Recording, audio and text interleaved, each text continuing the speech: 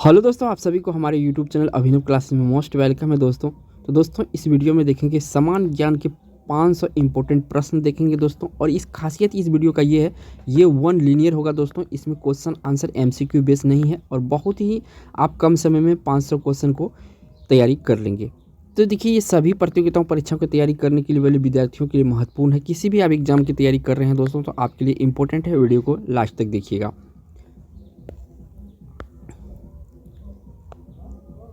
अब बक्सर के युद्ध 1764 ईस्वी के समय दिल्ली का शासक कौन था? तो ये था शाह आलम द्वितीय। कौन था? शाह आलम द्वितीय। टीपू सुल्तान की मृत्यु कब हुई थी? तो देखिए, टीपू सुल्तान की जो मृत्यु हुई थी 1799 में। डिंडीगुल क्या है? ये डिंडीगुल क्या है? तमिलनाडु का एक शहर का नाम है। क्या है? तमिलनाडु का एक शहर का नाम है डिंडीगुल। किसके समय में कलकत्ता उच्च न्यायालय की स्थापना की गई थी? तो ये वारेन हेस्टिंग के समय में कलकत्ता उच्च न्यायालय की स्थापना की गई थी। ब्रिटिश भारतीय राज के क्षेत्र के विस्तार का अंत किसके समय में हुआ था? तो ये डफरिन के समय में हुआ था। ठगों का दमन किसने किया था? तो कर्नल स्लीमैन ने किया था। कौन किया था? कर्नल स्लीमैन ने किया था। किसने ग्रामीण जाटों को एक सैनिक शक्ति के रूप में संगठित किया था? तो ये किया था चूड़ामन, जिसका दूसरा नाम चूड़ामणि भी कहते हैं। किस जाट राजाओं को जाटों का अफलातून एवं आदरणीय विद्वान व्यक्ति कहा जाता था? तो अफलातून आदरणीय विद्वान कहा जाता था सूरजमल को। किसको? सूरजमल को। लोहगढ़ नामक किला किसने बनाया था? तो ये बनाया था बंदा बहादुर। किस मुगल बादशाह के आदेश पर बंदा बहादुर की हत्या की गई थी? तो फर्रुखसियार के कहने पर। किसके? फर्रुखसियार के कहने पर। 1 डिग्री देशांतर की सबसे अधिक दूरी कहाँ होती है? तो विषुवत रेखा पर होती है। कुल अक्षांश की संख्या कितनी है? तो कुल अक्षांश की संख्या 180 है। कुल देशांतरों की संख्या कितनी है? तो 360 है। तो यहाँ देशांतर 360 है और अक्षांश कितना है? 180 है। विषुवत रेखा के समानांतर कल्पित रेखाओं को क्या कहते हैं? तो इसको अक्षांश रेखा कहा जाता है। पृथ्वी के उत्तरी व दक्षिणी ध्रुव को मिलाने वाली रेखा क्या कहलाती है? तो देशांतर रेखा। प्रधान मध्याह्न रेखा किस स्थान से होकर गुजरती है? तो ये ग्रीनविच से होकर गुजरती है। ग्रीनविच रेखा क्या है? तो ये है 0 डिग्री देशांतर। पृथ्वी 1 घंटे में कितनी देशांतर घूम लेती है? तो 15 डिग्री घूम लेती है। दक्षिण ध्रुव का अक्षांश क्या है? तो ये है आपका 90 डिग्री। दो स्थानों के देशांतर में 1 डिग्री का अंतर होने पर उनके समय में कितना अंतर होगा? तो 4 मिनट होगा। विश्व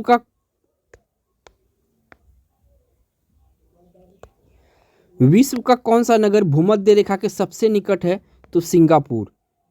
देशांतर रेखा किस दिशा में खींची जाती है? तो उत्तर दिशा से दक्षिण दिशा में खींची जाती है देशांतर रेखा। भूमध्य रेखा की ओर जाने पर देशांतरों के बीच की दूरी पर क्या प्रभाव पड़ता है? तो बीच की दूरी बढ़ती है। क्या होता है? बीच की दूरी बढ़ती है।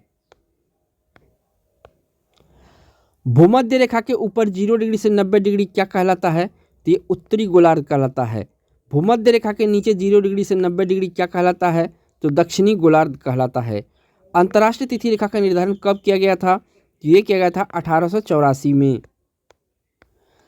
अंतर्राष्ट्रीय तिथि रेखा किसे कहते हैं? तो 180 डिग्री देशांतर को। अंतर्राष्ट्रीय तिथि रेखा किसके सबसे निकट है? तो 180 डिग्री पूर्वी पश्चिमी देशांतर। अंतर्राष्ट्रीय तिथि रेखा टेढ़ी मेढ़ी क्यों है? तो समय और तिथि के अंतर को समाप्त करने के लिए टेढ़ी मेढ़ी है। उत्तरी प्रशांत महासागर में अंतर्राष्ट्रीय तिथि रेखा का विचलन का क्या कारण है? तो एल्यूमिनियम की द्वीप समूह एलुसियन की द्वीप समूह। यदि अंतर्राष्ट्रीय तिथि रेखा पर 12 बजे हैं तो भारत का मानक समय क्या होगा? तो भारत का मानक समय 5:30 होगा। पृथ्वी को कितने समय कटिबंधों में बांटा जा सकता है? तो कितने कटिबंधों में बांटा जा सकता है? तो 24 कटिबंधों में। भारत का मानक समय किस दिशांतर से लिया गया है? तो ये 82.5 से पूर्व लिया गया है। भारत का मानक समय किस स्थान से लिया गया है? तो नैनी इलाहाबाद के निकट से लिया गया है। भारत के मानक समय और ग्रीनविच के मानक समय में कितना अंतर है? तो 5 घंटा 30 मिनट का अंतर है और ये प्लस में दिखाता है। भारत के सबसे पूर्वी एवं पश्चिमी स्थानों में कितनी बार विचलित होती है? तो 4 बार विचलित होती है। पृथ्वी के 2 स्थानों की स्थिति के अनुदैर्ध्य का अंतर 15 डिग्री है, तो स्थानीय समय में कितना अंतर होगा? स्थानीय समय में 1 घंटा का अंतर होगा। ग्रीनविच किस देश में है? तो ग्रीनविच यूनाइटेड किंगडम में है। एक देशांतर को पार करने में 2 स्थानों के स्थानीय समय के बीच कितना अंतर होता है? तो 4 मिनट का अंतर होता है। संपूर्ण विश्व का प्रमाणिक समय क्या है?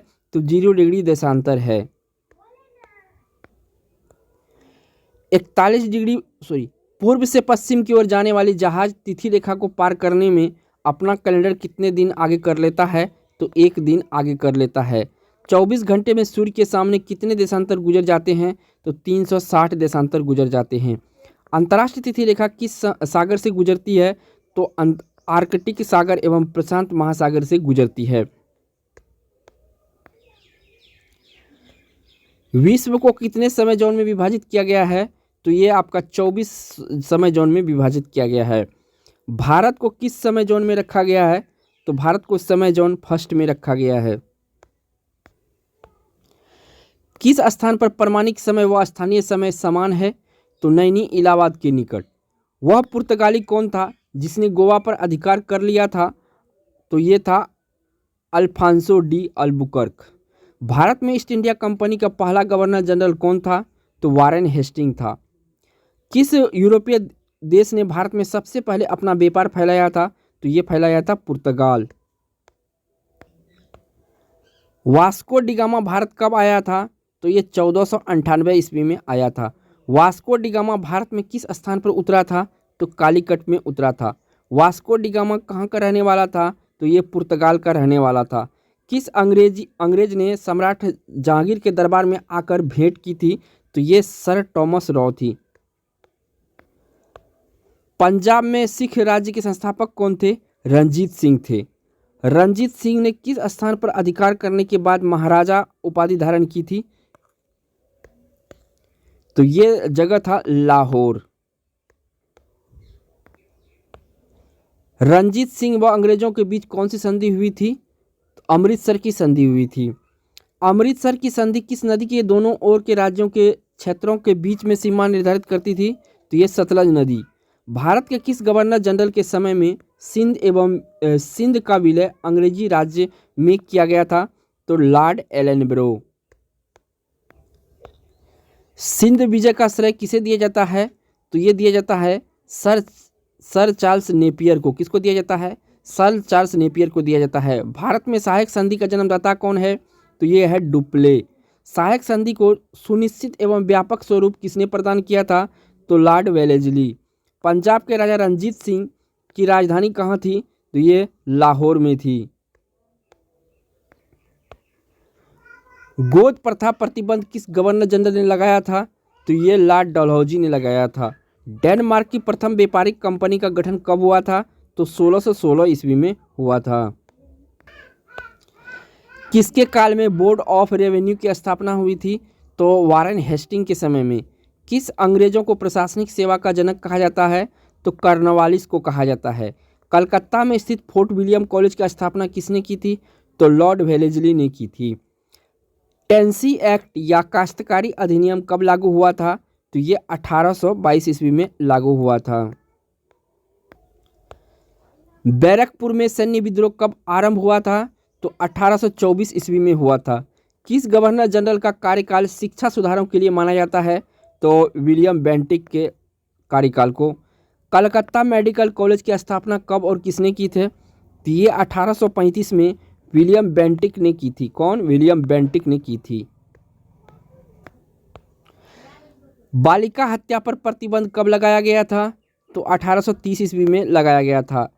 किसे भारतीय प्रेस का मुक्तिदाता कहा जाता है? तो लॉर्ड चार्ल्स मैडकॉक को कहा जाता है भारतीय प्रेस का मुक्तिदाता। इनाम कमीशन की स्थापना किसने किया था? तो लॉर्ड डलहौजी ने किया था। किस किस कर व्यवस्था के अंतर्गत किसानों से उपज का 50% वसूल किया जाता था? तो यह रैयतवाड़ी व्यवस्था के अंतर्गत। नर बलि प्रथा का अंत किस गवर्नर के काल में हुआ था? तो यहाँ पे थोड़ा सा मिस है। भारत से ब्रिटेन की ओर संपत्ति के अपवहन का सिद्धांत किसने दिया था? तो ये दिया था दादा भाई नौरोजी ने। भारत में टेलीग्राफ की लाइन किसके द्वारा शुरू की गया था? तो कहाँ से कहाँ, सॉरी, टेलीग्राफ लाइन कहाँ से कहाँ शुरू किया गया था? तो यहाँ पे कहाँ से कहाँ वाला होता है? तो कलकत्ता व आगरा के बीच। भारत में पहली सूती वस्त्र मिल कहाँ स्थापित हुई थी? ये मुंबई में स्थापित हुई थी। भारत में अंग्रेजों की लूट किस महत्वपूर्ण घटना के बाद शुरू हुई? पलासी के युद्ध के बाद। भारत में प्रथम रेलवे लाइन किसने बिछाई थी? तो यहाँ पे प्रथम रेल लाइन जो बिछाई लॉर्ड डलहौजी के द्वारा बिछाया गया, तो यहाँ गलत है। भारत में ब्रिटिश भू राजस्व प्रणाली का अधिक लाभ किसे प्राप्त हुआ? तो ये जमींदारों को प्राप्त हुआ। किसके द्वारा बंगाल व बिहार में अस्थायी बंदोबस्त का शुभारंभ किया गया? तो ये किया गया था लॉर्ड कॉर्नवालिस के द्वारा। रैयतवाड़ी व्यवस्था कब लागू की गई थी? तो रैयतवाड़ी व्यवस्था 1820 में लागू की गई थी। पहली बार औपचारिक रूप से महलबाड़ी प्रथा कब शुरू की गई थी? तो 1822 ईस्वी में शुरू की गई थी। अंग्रेजी शासन में कौन सा क्षेत्र अफीम युद्ध के लिए प्रसिद्ध था? तो ये बिहार था। 18वीं सदी में बंगाल में वस्त्र उद्योग के पतन का क्या कारण था? तो ब्रिटेन को निर्यात करने वाले माल पर उच्च तटकर। नील कृषकों को दुर्दशा पर लिखी गई पुस्तक नील दर्पण के लेखक है कौन थे? तो ये लिखा था दीनबंधु मित्र लिखा था। अंग्रेजों द्वारा प्रथम कहवा बागान कहाँ लगाए गए थे? तो वायनाड जनपद में लगाया गया था। भारत में अंग्रेजों के समय प्रथम जनगणना किसके कार्यकाल में हुआ था? तो लॉर्ड मेयो के कार्यकाल में हुआ था। सर टॉमस मुनरो किस भूराजस्व बंदोबस्त से संबंधित है? तो ये रैयतवाड़ी बंदोबस्त से संबंधित है। अस्थायी बंदोबस्त के तहत जमींदारों को पूरे राजस्व का कितना प्रतिशत राज्य को देना तय हुआ था? तो 89%। भारत में भारतीय द्वारा 1881 ईस्वी में स्थापित था उनके प्रबंध में चलने वाला समिति सीमित दायित्व का प्रथम बैठक कौन सा था? तो अवध कॉमर्शियल बैंक। प्रथम बैंक कौन सा था? यहाँ बैंक कौन सा था? तो अवध कॉमर्शियल बैंक। अंग्रेजों द्वारा पहली बार अस्थायी बंदोबस्त कहाँ लागू किया गया था?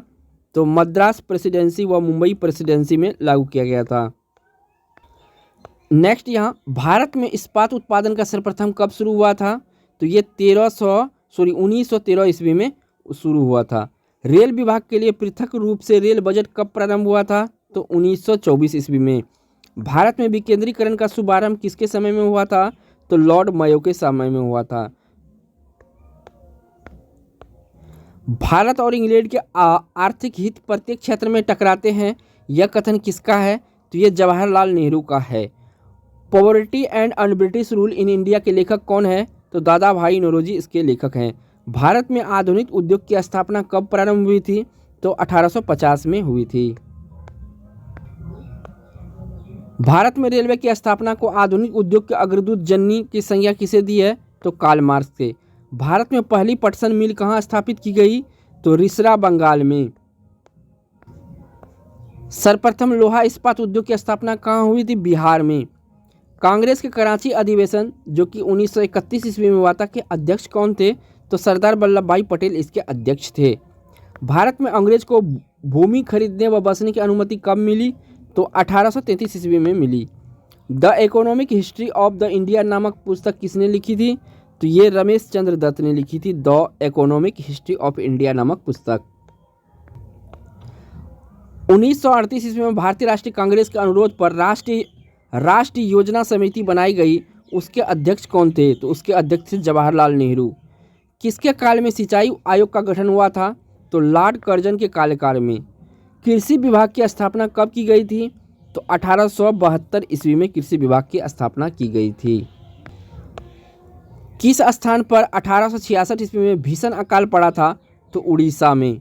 कलकत्ता में मुस्लिम शिक्षा के विकास के लिए मदरसा कब स्थापित किया गया था? तो 1772 ईस्वी में।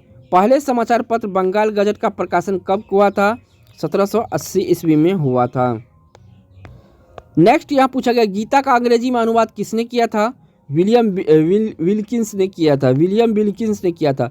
बिजली संचालित तार सेवा पहली बार कहाँ आरंभ हुई? तो कलकत्ता एवं आगरा के मध्य। बनारस संस्कृत विश्वविद्यालय के संस्थापक कौन थे? जोनाथन डकने थे। वांडीवास के युद्ध में अंग्रेजों का नेतृत्व किसने किया था? तो सर आयर कूट ने किया था। चंद्रनगर की बस्ती फ्रांसीसियों को किसने भेंट की थी? शाइस्ता खान ने भेंट की थी। मुगल बादशाह किसने नवाब की पदवी प्रदान किया गया था? तो डुप्लेको ने किया गया था। पांडिचेरी का गवर्नर जनरल बनने में पूर्व डुप्लेको कहाँ का गवर्नर नियुक्त किया गया था? तो चंद्रनगर का। डुप्ले के बाद पांडिचेरी का गवर्नर जनरल कौन बना? तो गोडेहू बना। पुर्तगाल के गोवा पर अधिकार कब किया था? तो 1510 ईस्वी में किया था। पुर्तगालियों ने सर्वप्रथम भारत में कौन सी फसल की खेती आरंभ की थी? तो तंबाकू की खेती। किसके शासनकाल में अंग्रेजों ने दिल्ली पर कब्जा किया था? तो शाह आलम के शासनकाल में। मुंशी शिवगांव की संधि किस युद्ध के पश्चात हुई? तो ये पालखेड़ा युद्ध के बाद। संगोला की संधि कब हुई? तो ये 1750 में। इलाहाबाद की संधि कब हुई? तो 1765 ईस्वी में। ईस्ट इंडिया कंपनी को मान्यता कब मिली? तो 1600 ईस्वी में ईस्ट इंडिया कंपनी को मान्यता मिली। पांडिचेरी की स्थापना कब हुई? तो 1674 ईस्वी में पांडिचेरी की स्थापना हुई। पांडिचेरी की स्थापना किसने की? तो फ्रांसिस मार्टिन ने की। अंग्रेज ने पांडिचेरी को फ्रांसिस से कब छीना? तो 1761 में छीना। रॉबर्ट क्लाइव का उत्तराधिकारी कौन था? तो उत्तराधिकारी का मीन्स होता है इसके बाद आने वाला, तो वारेन हेस्टिंग। भारत का प्रथम गवर्नर जनरल कौन था? तो लॉर्ड विलियम बेंटिक जो है दोस्तों, ये प्रथम गवर्नर जनरल था। राज्य हड़प नीति या राज्य क्षय किसके द्वारा लागू की गई थी? ये लॉर्ड डलहौजी के द्वारा लागू की गई थी। नेक्स्ट यहाँ पूछा गया है 135 में, राज्य हड़प नीति के अंतर्गत कौन सा भारतीय राज्य कब्जे में किए गए थे? तो झांसी, नागपुर, सतारा, जयपुर, अवध, संबलपुर। भारत का प्रथम वायसराय कौन था? तो लॉर्ड कैनिंग था। तीसरे आंग्ल मैसूर युद्ध को रोकने के लिए टीपू सुल्तान ने कौन सी संधि की थी? श्रीरंगपट्टनम की संधि की थी। 1757 में क्लाइव ने किसे पराजित किया था? तो सिराजुद्दौला को पराजित किया था। पलासी के युद्ध में अंग्रेजी सेना नेतृत्व किसने किया था? अंग्रेजों सेना के नेतृत्व किसने किया था? ये रॉबर्ट क्लाइव किया था। बक्सर का युद्ध कब हुआ था? तो ये हुआ था 1764 ईस्वी में। बक्सर युद्ध में अंग्रेजी सेना का नेतृत्व किसने किया था? तो हेक्टर मुनरो ने किया था। सुगोली की संधि किस किस के बीच में हुई थी? तो ईस्ट इंडिया कंपनी और नेपाल के बीच हुई थी। टीपू सुल्तान की मृत्यु कब हुई थी? कहाँ पे हुई थी? तो ये हुआ था श्रीरंगपट्टनम में 1799 में। ठगी प्रथा का उन्मूलन में कौन से गवर्नर जनरल का प्रमुख भूमिका थी? तो विलियम बेंटिक की। वोडियार किसके शासक थे? तो मैसूर रियासत के ये वोडियार शासक थे। टीपू सुल्तान की राजधानी कहाँ थी? श्रीरंगपट्टनम टीपू सुल्तान की राजधानी थी। क्लाइव को बंगाल का गवर्नर कब बनाया गया? तो 1757 में बनाया गया। द्वैत शासन का अंत किसने किया था? तो द्वैत शासन का अंत वारेन हेस्टिंग ने किया था। अंग्रेजों का सबसे अधिक विरोध किसने किया? तो मराठों ने किया। विश्व की कुल व्यापारिक ऊर्जा का उत्पादन किस स्रोत से होता है? तो पेट्रोलियम से। पेट्रोलियम पदार्थ कहाँ से प्राप्त होते हैं? तलछटीय चट्टानों से। वर्तमान में कौन सा देश सर्वाधिक कच्चे तेल का उत्पादन करता है? तो सऊदी अरब। किस देश में खनिज तेल की सबसे ज्यादा भंडार संचित है? तो वेनेजुला। बाकू जिला किसके लिए प्रसिद्ध है? तो खनिज तेल के लिए। गोवा दमन द्वीप का उपनिवेशीकरण किसके द्वारा किया गया था? तो पुर्तगालियों के द्वारा किया गया था। अंग्रेजों ने अपनी प्रथम कंपनी लगाने के लिए किसे अनुमति प्राप्त की थी? तो जहांगीर से। अंग्रेजों ने अपनी प्रथम फैक्ट्री कहाँ लगाई थी? तो सूरत में। भारत के समुद्री मार्ग की खोज किसने किया था? तो वास्को डी गामा और 1498 ईस्वी में। तृतीय कर्नाटक युद्ध की संधि का क्या नाम था? तो पेरिस की संधि। वास्को डी गामा के कालीकट पर उतरने पर उसका स्वागत किसने किया था? तो कालीकट के राजा जमोरिन ने किया था। ब्रिटिश के संधि बेसिन की संधि किस पेशवा ने किया था? तो बाजीराव सेकेंड ने किया था। किस पुर्तगाली ने नीले पानी की नीति अपनाई थी? तो फ्रांसिस्को डी अल्मीडा ने। भारत में पुर्तगालियों साम्राज्य का संस्थापक किसे माना जाता है? अल्फांसो डी अल्बुकर्क को। पुर्तगालियों का भारत का पहला गवर्नर कौन था? तो फ्रांसिस्को डी अल्मीडा। भारत के आने वाला प्रथम डच नागरिक कौन थे? तो कार्नेलिस हस्तमान। डचों ने गोवा पर आक्रमण कब किया था? तो 1639 ईस्वी में किया था। डुप्ले भारत का फ्रेंच गवर्नर कब बना? तो 1742 में। जहांगीर किसे खान की उपाधि दी थी? हॉकिंस को। आगरा व सिकरी पहुंचने वाला अंग्रेज व्यापारी कौन था? तो रॉल्फ फिंच था। डचों ने अपना पहली फैक्ट्री 1605 ईस्वी में कहाँ स्थापित किया गया था? ये मुसलीपट्टनम में स्थापित किया था।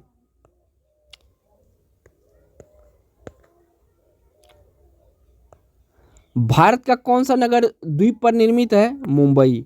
पुर्तगालियों ने पहली व्यापारिक कोठी कहाँ खोली थी? कोचीन में। अंग्रेजों ने अपनी पहली फैक्ट्री कब लगाई? तो 1612 ईस्वी में।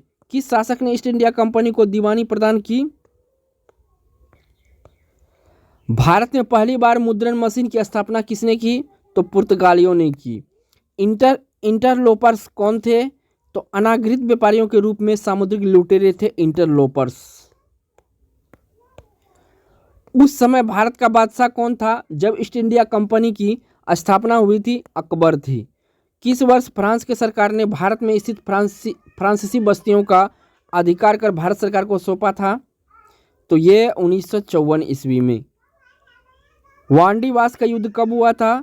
तो 1760 ईस्वी में हुआ था। नेक्स्ट यहाँ प्रशासनिक व्यवस्था के आधार पर लॉर्ड डलहौजी कौन सा राज्य का ब्रिटिश साम्राज्य में मिलाया था? तो अवध। भारत में आधुनिक शिक्षा प्रणाली की नींव कब पड़ी? तो 1835 में। भारत में डाक टिकट किसने प्रारंभ किया था? लॉर्ड डलहौजी।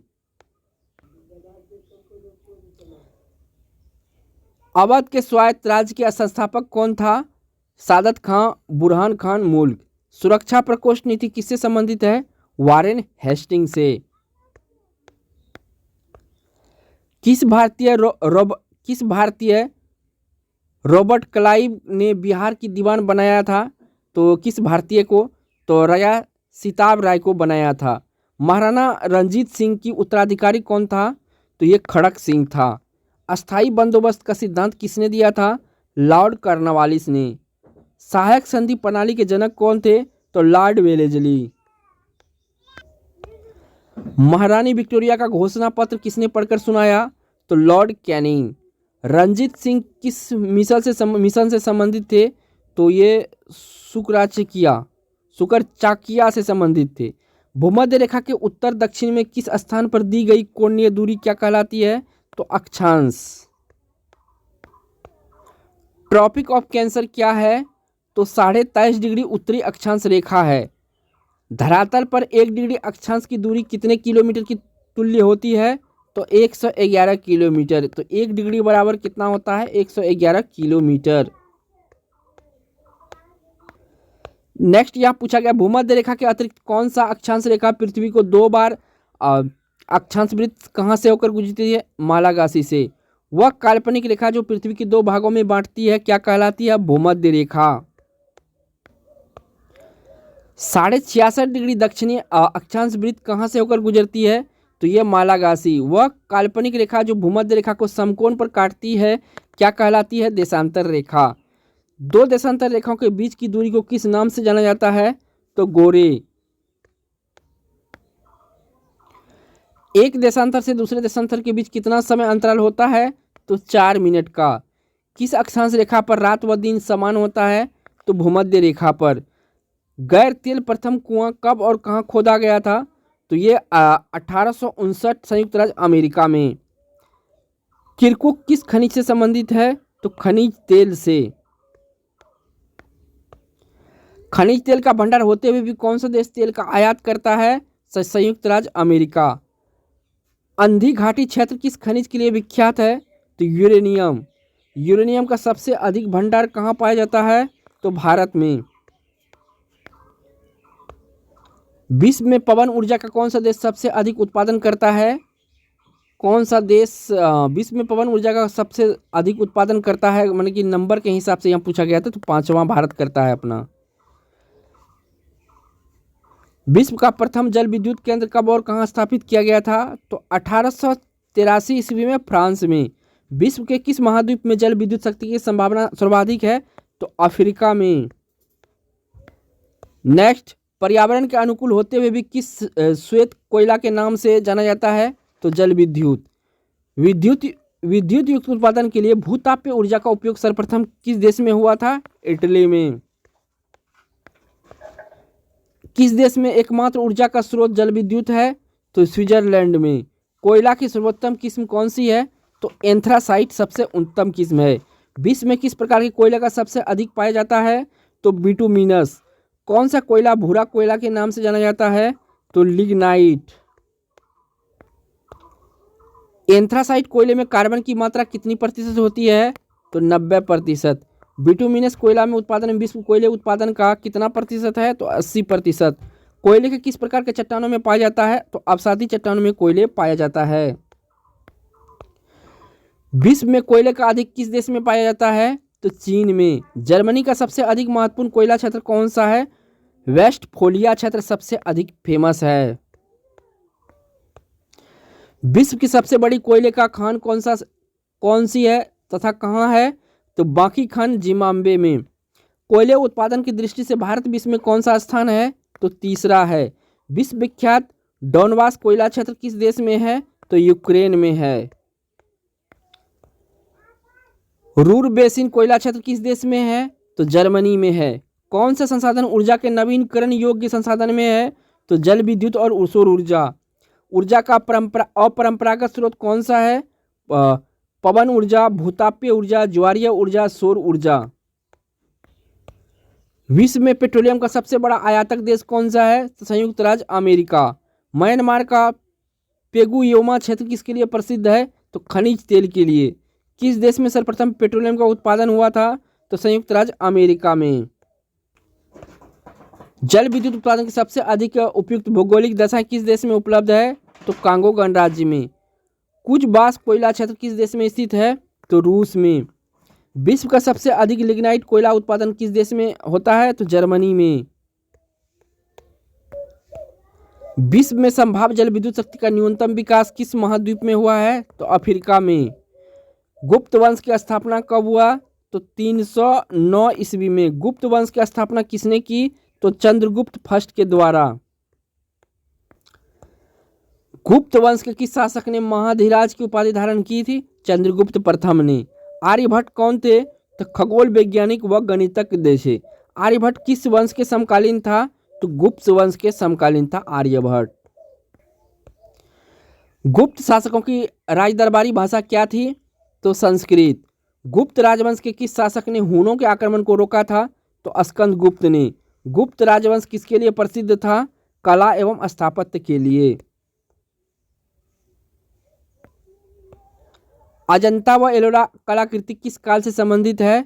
तो गुप्त काल से। कालिदास किसके राजदरबारी थे? तो चंद्रगुप्त द्वितीय के या विक्रमादित्य। अजंता चित्रकारी किस धर्म से संबंधित है? तो बौद्ध धर्म से संबंधित है। एरन अभिलेख का संबंध किस शासक से है? तो भानुगुप्त से है। चीनी यात्री फयान किसके शासनकाल में भारत आया था? चंद्रगुप्त द्वितीय के शासनकाल में। भारतीय संस्कृति व स्वर्ण युग किस युग को कहा जाता है? तो गुप्त युग को कहा जाता है। सेतु बंध की रचना किस वंश ने की थी? तो वाककटक ने की थी। किस गुप्तकालीन शासक को कविराज कहा गया है? तो समुद्रगुप्त को। कौन सा गुप्त शासक भारतीय नेपोलियन के नाम से प्रसिद्ध था? समुद्रगुप्त। स्कंदगुप्त को किस लेख से सक्रोपम कहा गया? तो कहो मस्तम लेख से।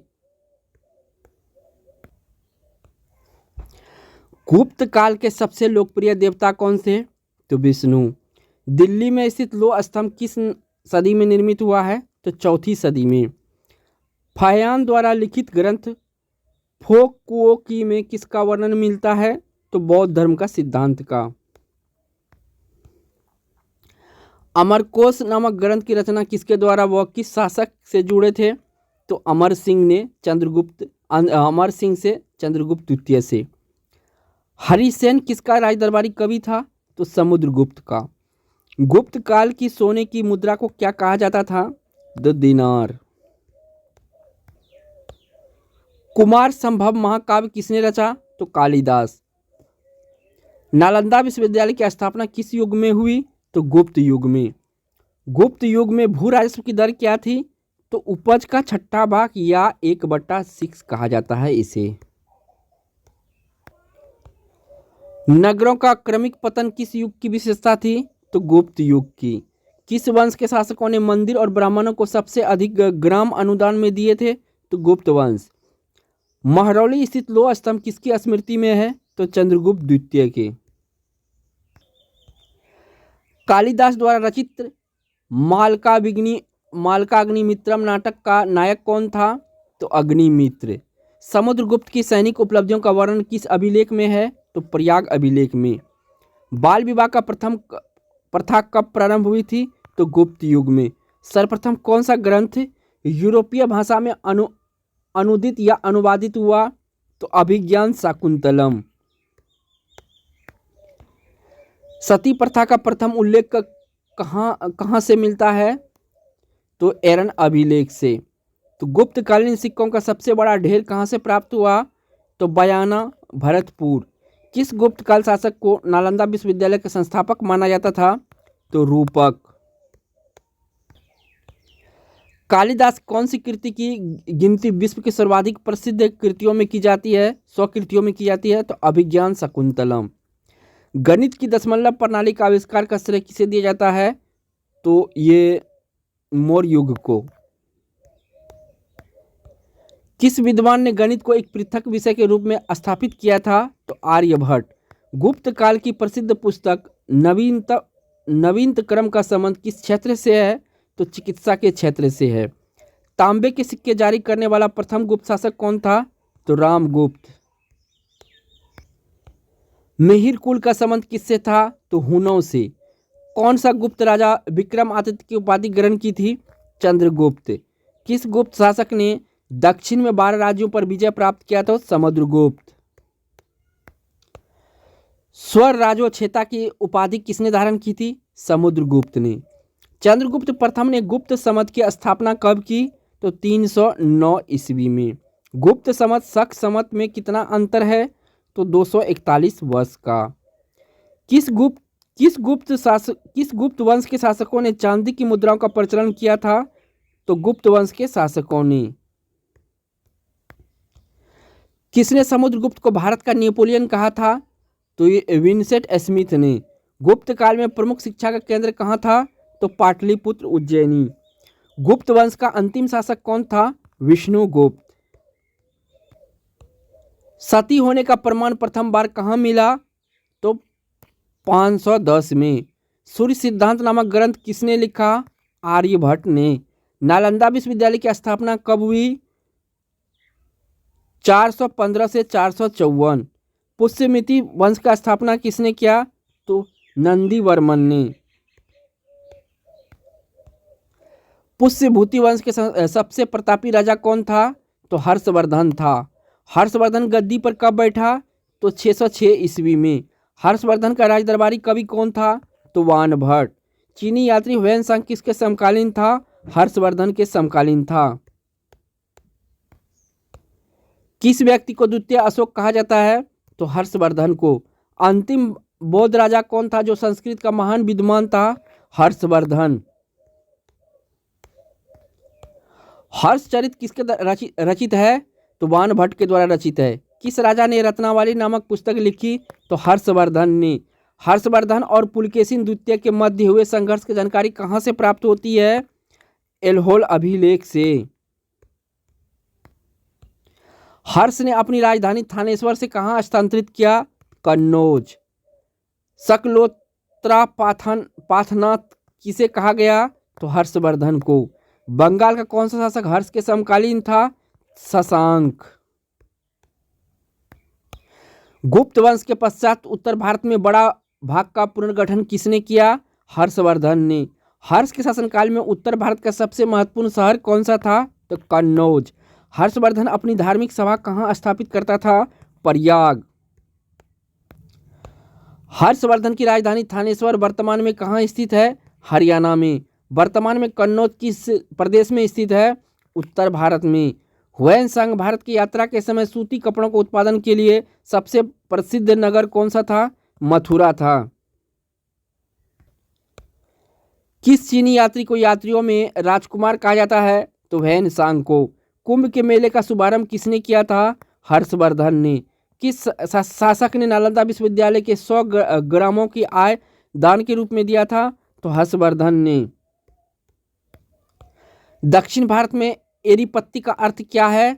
तो जलाशय की भूमि। पुष्य भूति काल में राजस्व की आय का मुख्य साधन क्या था? तो भूमि कर। पुष्य भूति काल में भूमि कर कितना लगाया जाता था? तो पैदावार का 1/6 भाग।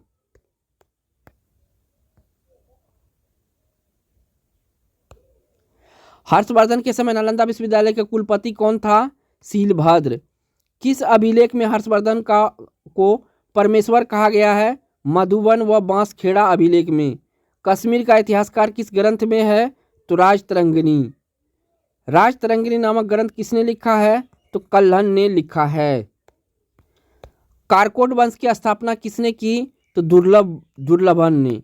अवंती नगर नामक नगर को किस शासक ने बसाया? तो अवंती वर्मन ने। कारकोट वंश के बाद किस वंश का उदय हुआ? तो उत्पल वंश का। सर्वप्रथम हर्षवर्धन कन्नौज में बौद्ध सभा का आयोजन कब किया गया था? सर्वप्रथम हर्षवर्धन ने कन्नौज में बौद्ध धर्म सभा का आयोजन कब किया? तो 643 ईस्वी में। हर्षवर्धन की मृत्यु के पश्चात कन्नौज पर किसका शासन हुआ? तो यशोवर्मन का। वैन की रचना का क्या नाम है? तो वैन की रचना का नाम है सीयूकी। प्रकृति का सुरक्षा बल्ब किसे कहा जाता है? तो ज्वालामुखी को। किस ज्वालामुखी में उद्गार होते रहते हैं? तो जागृत ज्वालामुखी में। पेलू असुर की उत्पत्ति कब हुई? तो ज्वालामुखी के उद्गार के समय। ज्वालामुखी में कौन कौन सी गैसें होती है? तो जलवाष्प, hydrogen, nitrogen, carbon dioxide. Caldera किससे संबंधित है? तो ज्वालामुखी से संबंधित है। कि जिस ज्वालामुखी में उद्गार कभी नहीं हुआ वह क्या कहलाता है? तो शांत ज्वालामुखी। विश्व का सबसे ऊंचा सक्रिय ज्वालामुखी कौन सा है? तो ओजस डेल सलाडो, अर्जेंटीना चिली में पड़ता है ये दोनों। विश्व का शांत ज्वालामुखी कौन सा है? एकांगुआ। फ्यूजियामा किस देश में ज्वालामुखी है? जापान। किस ज्वालामुखी को भूमध्य सागर का प्रकाश स्तंभ कहा जाता है? स्ट्रोम्बोली। एयरबस ज्वालामुखी कहाँ स्थित है? तो अंटार्कटिका महाद्वीप में। माउंट एटना ज्वालामुखी किस द्वीप पर स्थित है? तो सिसिली द्वीप पर। विसुवियस ज्वालामुखी किस देश में स्थित है? तो इटली में। ज्वाला खंड सामी क्या है? तो तात सेल के टुकड़े और लावा। विश्व के सबसे अधिक ज्वालामुखी वाला क्षेत्र कौन सा है? प्रशांत महासागर का अग्रीय वलय क्षेत्र। किस ज्वालामुखी की आकृति गोभी के फूल के समान होती है? तो वल्केनियन तुल्य के। पृथ्वी की सतह के नीचे द्रवीभूत सेल क्या कहलाता है? मैग्मा कहलाता है। किस ज्वालामुखी में ऐतिहासिक काल से उद्गार नहीं हुए हैं? तो मृत ज्वालामुखी में। विश्व का अधिकांश ज्वालामुखी सक्रिय है कहाँ पाए जाते हैं? नवीन मोड़दार पर्वतीय क्षेत्र में। नवीन मोड़दार पर्वतीय क्षेत्र में। फोसा मेग्रा क्या है? एक ज्वालामुखी है फोसा मेग्रा। किस स्थलाकृति का निर्माण ज्वालामुखी क्रिया से नहीं होता है? तो विसर्प। किस प्रकार के ज्वालामुखी को पिलियन तुल्य ज्वालामुखी कहा जाता है? विसुवियस तुल्य। 10,000 धुआंधारों की घाटी कहाँ पाई जाती है? तो अलास्का में। विश्व का सबसे सक्रिय ज्वालामुखी कौन सा है? किलायू, जो कि हवाई द्वीप में है। पृथ्वी के नीचे द्रवीभूत सेल क्या कहलाते हैं? मैग्मा कहलाते हैं। प्रसुप्त ज्वालामुखी का एक उदाहरण है कौन सा है? तो काराकोटवा ज्वालामुखी। एल्मिस्टी ज्वालामुखी किस देश में है? तो पेरू में। राजपूत काल से कब तक माना जाता है? तो 6ठी सदी से 12वीं सदी तक को राजपूत काल माना जाता है। 1712 ईस्वी में सिंध पर मोहम्मद बिन कासिम के आक्रमण के समय वहां का शासक कौन था? तो दाहिर था। सर्वप्रथम जजिया कर लगाने का श्रेय किसे दिया जाता है? तो मोहम्मद बिन कासिम को। दलिक्का किसका पुराना नाम है? दिल्ली का। पृथ्वीराज रासो की रचना किसने की है? तो चंदवर दाई। प्रसिद्ध दिलवाड़ा जैन मंदिर कहाँ स्थित है? माउंट आबू पर। खजुराहो में स्थित मंदिरों का निर्माण किसने कराया? चंदेल शासकों ने। विजय स्तंभ कहाँ स्थित है? चित्तौड़गढ़। महमूद गजनवी भारत पर कितने बार आक्रमण किया था? टोटल 17 बार आक्रमण किया था। महमूद गजनवी का प्रसिद्ध आक्रमण कौन सा था? सोमनाथ मंदिर पर आक्रमण। महमूद गजनवी ने भारत के प्रसिद्ध सोमनाथ मंदिर को कब लूटा? तो 1206 ईस्वी में। सोमनाथ मंदिर पर मोहम्मद गजनवी के आक्रमण के समय गुजरात का शासक कौन था? भीमदेव प्रथम। नेक्स्ट यहाँ पूछा गया किस नाटक के कुछ अंश 2.5 दिन का झोपड़ा नामक मस्जिद पर लिखे हैं? तो हरिकेली। रानी पद्मिनी का नाम खिलजी के चित्तौड़ का विजय से जोड़ा जाता है। रानी पद्मिनी किसकी पत्नी थी? राजा रतन सिंह की। विक्रमशिला विश्वविद्यालय की स्थापना की गई किसके द्वारा? धर्मपाल के द्वारा। विक्रमशिला विश्वविद्यालय की स्थापना की गई धर्मपाल के द्वारा। गीत गोविंद किसने लिखा? जयदेव ने। जयदेव किसकी सभा को अलंकृत करते थे? लक्ष्मण सेन।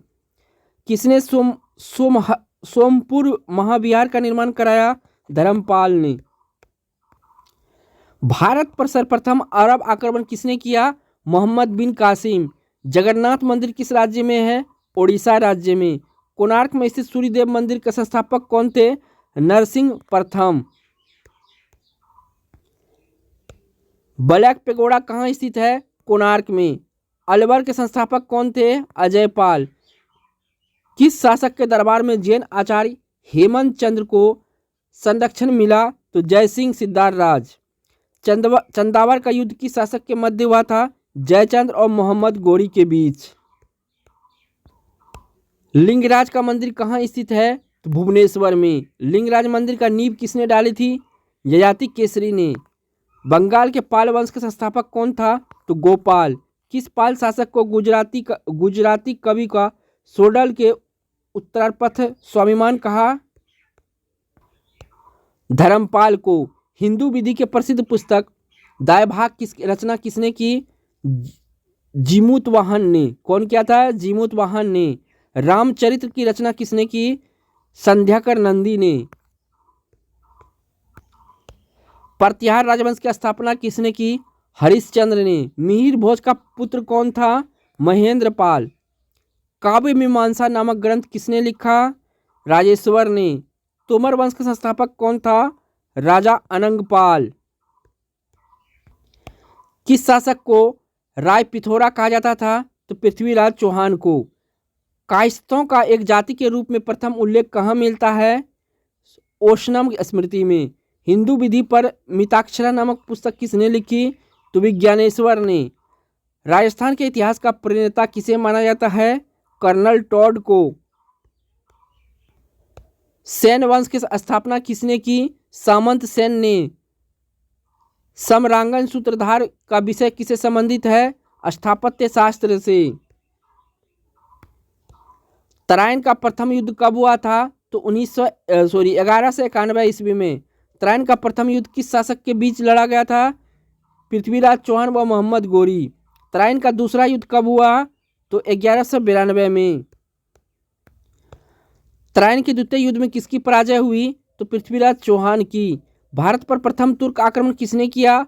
तो मोहम्मद गजनवी के पिता सुबक्तगीन ने। मोहम्मद गजनवी ने प्रथम आक्रमण किस राजा के विरुद्ध किया था? हिंदू शाही राज्य की राजधानी कहाँ थी? उद्भांडरपुर ओहिंद। महमूद गजनवी का राज दरबारी कवि कौन था? फिरदौसी। शाहनामा के रचयिता कौन था? फिरदौसी। महमूद गजनवी के आक्रमण के फलस्वरूप कौन सा शहर फारसी संस्कृति का केंद्र बना? लाहौर। वाहिंद का युद्ध कब व किस शासक के बीच लड़ा गया? महमूद गजनवी और आनंदपाल के बीच। मोहम्मद गौरी किस वंश का शासक था? तो संसवनी वंश का। मोहम्मद गौरी ने 1175 ईस्वी में भारत पर पहला आक्रमण किस राज्य में की विरुद्ध किया था? तो मुल्तान। चालुक्य वंश का सबसे प्रतापी राजा कौन था? पुलकेशिन द्वितीय। कौन सा शहर चोल राजाओं की राजधानी थी? तंजौर। श्रीलंका पर विजय प्राप्त करने वाला प्रसिद्ध राजा कौन था? राजेंद्र प्रथम। तंजौर में स्थित राजेश्वर मंदिर का निर्माण किसने कराया? राजा राज प्रथम। किस राष्ट्रकूट शासक ने पहाड़ी काटकर एलोरा के विश्वविख्यात कैलाश मंदिर का निर्माण कराया? तो कृष्ण प्रथम ने। राष्ट्रकूट साम्राज्य का संस्थापक कौन था? दंती दुर्ग। किस राजवंश ने श्रीलंका व दक्षिण पूर्व एशिया को जीता था? चोल वंश। विरूपाक्ष मंदिर का निर्माण किसने कराया? चालुक्य ने। पल्लवों का एक एकाश्मीय रथ कौन सी जगह मिला? तो महाबलीपुरम में। होयसर की राजधानी कहाँ थी? तो द्वार समुद्र। यादव सम्राटों की राजधानी कहाँ थी? देवगिरी। किस शासक को अरब सागर में प्रसिद्ध नौसेना की सर्वोच्च स्थापित किया? तो राजा राज प्रथम। पांड्य साम्राज्य की राजधानी कहाँ थी? मदुरै। ऐहोल का लॉर्ड खा मंदिर किस देवता का है? तो सूर्य देवता का। मामल्लपुरम किसका समानार्थी है? तो महाबलीपुरम का।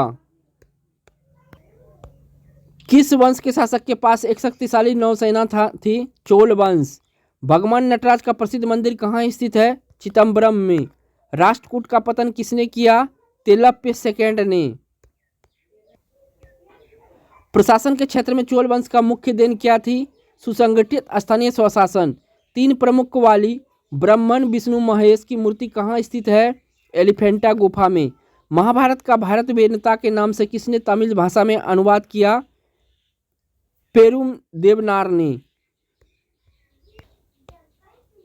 राजेंद्र चोल द्वारा बंगाल अभियान के समय बंगाल का शासक कौन था? महिपाल।